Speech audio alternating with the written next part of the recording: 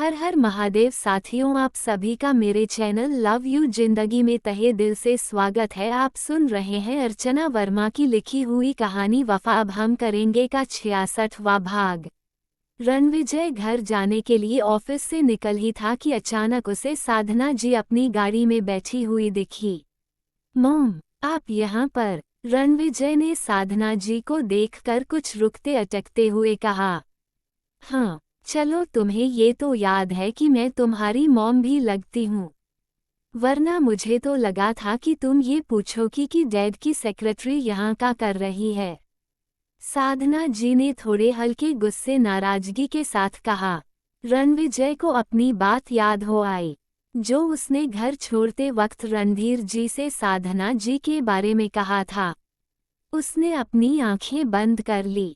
ऐसा नहीं था कि रणविजय को अपनी कही हुई बात के लिए अफसोस नहीं था, लेकिन वह साधना जी से माफ़ी मांगने की हिम्मत नहीं जुटा पा रहा था। उसके साधना जी के साथ रिश्ते बहुत अच्छे ना रहे हो, पर खराब भी नहीं थे, और इसमें भी साधना जी का सबसे बड़ा योगदान था।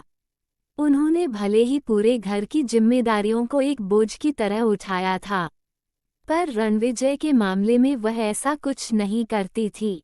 इसे चाहे रणधीर जी का डर कह लीजिए या फिर साधना जी की सोई हुई ममता, वो खुद रणविजय की छोटी छोटी ज़रूरतों का ध्यान रखती थी और हमेशा घर में ऐसा माहौल बनाने से बचती थी जिससे कि इन दोनों बाप बेटे के बीच में टकराव होने की संभावना हो सकती थी।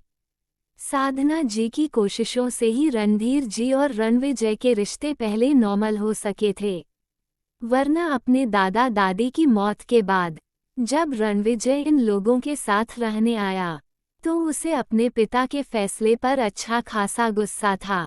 रणविजय शुरू से ही रणधीर जी से बात करना पसंद नहीं करता था, और बाद में अभी फिर रणविजय के फैसले से लगभग 1.5 साल से इन दोनों बाप बेटों के बीच में फिलहाल कोई बात नहीं हुई थी। आज साधना जी को सामने देखकर रणविजय को अपनी गलती पर गहरा अफसोस हो रहा था। जो भी हो, साधना जी ने उसे हमेशा ही संभाला और सपोर्ट किया था। वैसे भी जो कुछ भी उसकी मां के साथ हुआ था, उसमें साधना जी की क्या गलती थी? गलती तो पूरी तरह से रणधीर जी की थी। अगर उन्होंने अपना किरदार मजबूत रखा होता तो साधना जी वापस उनकी जिंदगी में दोबारा नहीं आ सकती थी। भले ही रणविजय उस समय इन सब चीजों को नहीं समझता था, सबकी तरह उसे भी साधना जी अपनी मां का हक मारने वाली औरत लगती थी, लेकिन आज उम्र के इस पड़ाव पर वो इन सब चीजों को समझ सकता था। उसने साधना जी के हाथ पकड़ लिए। सॉरी मम्मा, मैं गुस्से में था इसलिए बोल गया। आप तो समझती हैं ना? हाँ हाँ, बहुत समझती हूँ, तुमको भी समझती हूँ, तुम्हारे पापा को भी समझते हूँ, बस तुम दोनों बाप बेटे मुझे मत समझना। साधना जी अच्छे गुस्से में थी। रणविजय ने उन्हें अपनी बाहों में भर लिया। सॉरी सॉरी, गलती हो गई। क्या गलती हो गई? गलती तो मुझसे हुई है रणविजय, जो मैं तुम्हारी पापा की जिंदगी में वापस आई। तुम्हारी माँ के जाने के बाद तुम्हारे पापा अकेले हो गए थे। उन्हें खुद को संभालने के लिए, तुमको संभालने के लिए किसी के साथ ही जरूरत थी, और अगर मैंने आगे बढ़कर उनका हाथ थाम लिया तो कौन सी गलती कर दी?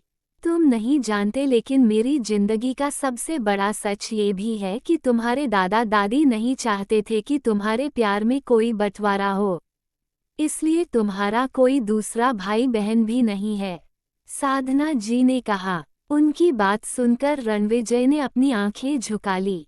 रणविजय, इतने समय में तुमने एक बार भी मेरे एंगल से सोचने की जरूरत भी नहीं महसूस की।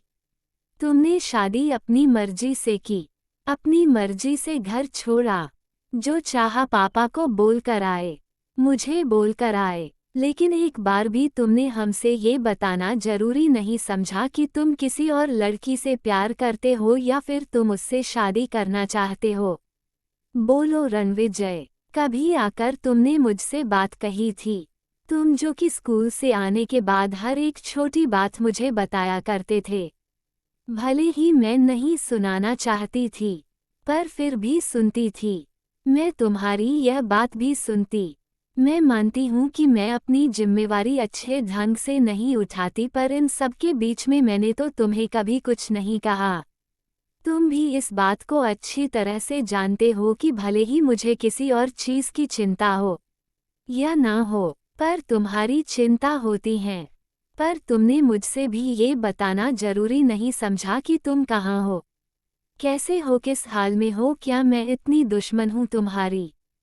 साधना जी का गुस्सा जायज था। रणविजय के पास उनकी किसी बात का जवाब नहीं था, इसलिए चुपचाप उनकी बात सुन रहा था। मैं मानती हूँ कि मैं तुम्हारी माँ नहीं हूँ। मैंने तुम्हें जन्म नहीं दिया, इसलिए मेरा तुम पर कोई हक भी नहीं है। साधना जी की इस बात को सुनकर अब रणविजय से चुप नहीं रहा गया।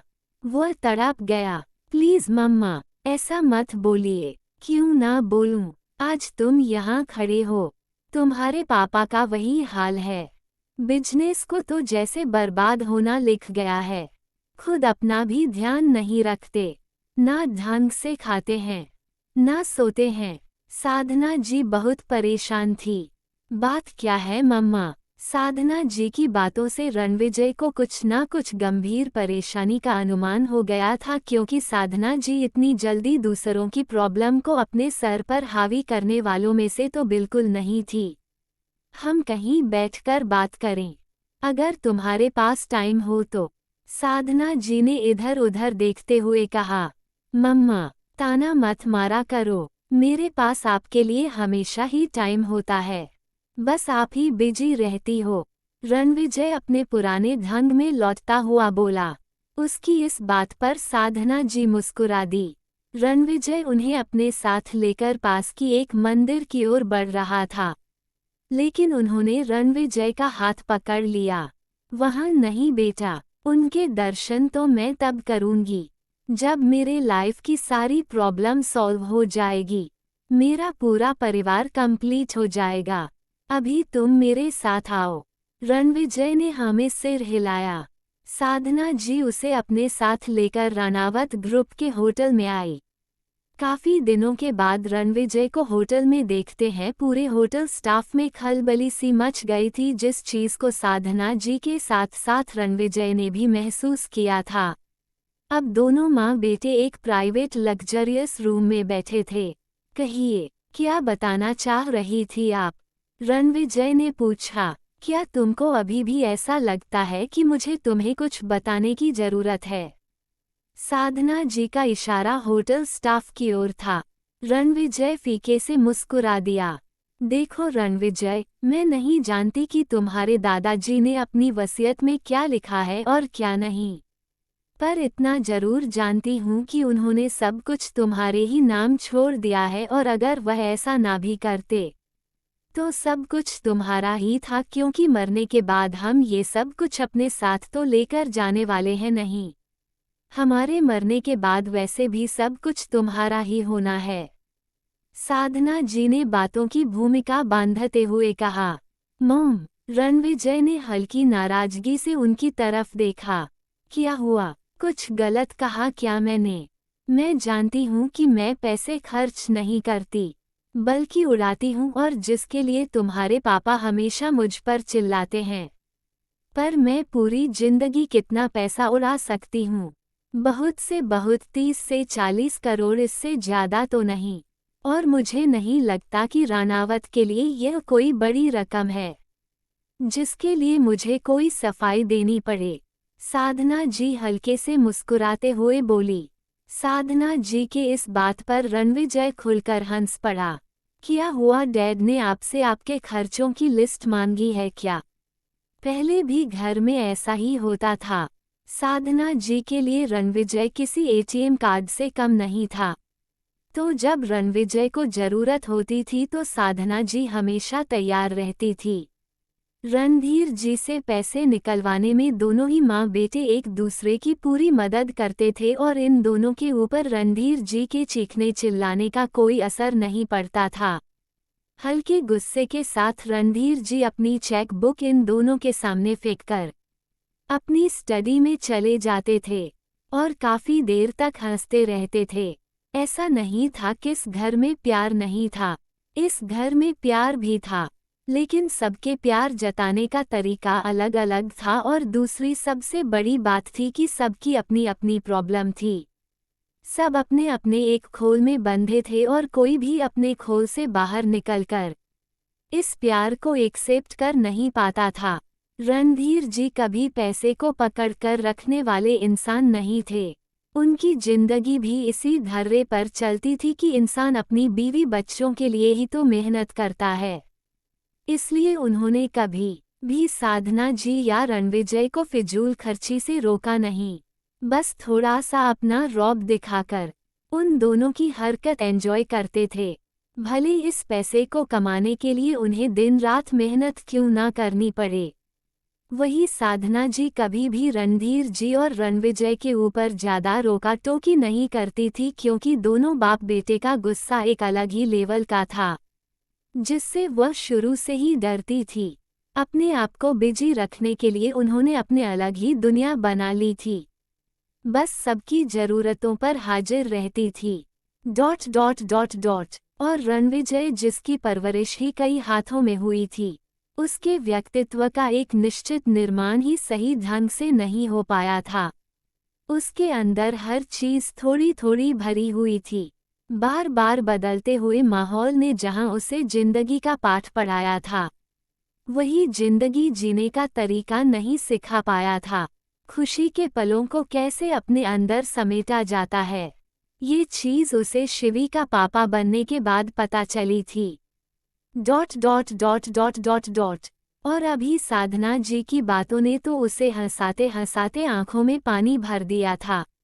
उसे झटके से अपनी बेटी की याद आई थी। वह साधना जी की बात का मतलब समझ गया था। जिंदगी की इस आपाधापी में कैसे हम अपनों से दूर होते जाते हैं, हमें पता नहीं चलता। बात सच है कि मोहब्बत इजहार नहीं मांगती, लेकिन कभी कभी एक दूसरे को संतुष्ट करने के लिए शब्दों का सहारा बहुत ही जरूरी होता है। ये भावनाओं की अभिव्यक्ति, ये 3 शब्द ही हमारी जिंदगी में हमें आगे बढ़ने के लिए ताकत देते हैं। जिस तरह वो ईशानी और शिवी के चेहरे पर एक हंसी देखने के लिए कुछ भी करने को तैयार रहता है, उसी तरह साधना जी भी रणधीर जी और रणविजय को खुश रखने के लिए किसी भी हद तक जाने के लिए तैयार हैं। ये बात आज जाकर रणविजय को समझ में आई थी। आई लव यू मम्मा बात समझ में आते ही रणविजय ने आगे बढ़कर इन खुशी के क्षणों को हमेशा के लिए अपने अंदर समेट लिया। आज इस शब्द को बोलने में रणविजय को कोई मलाल नहीं था। रणविजय के मुंह से ये 3 शब्द सुनकर साधना जी बिल्कुल चुप हो गई।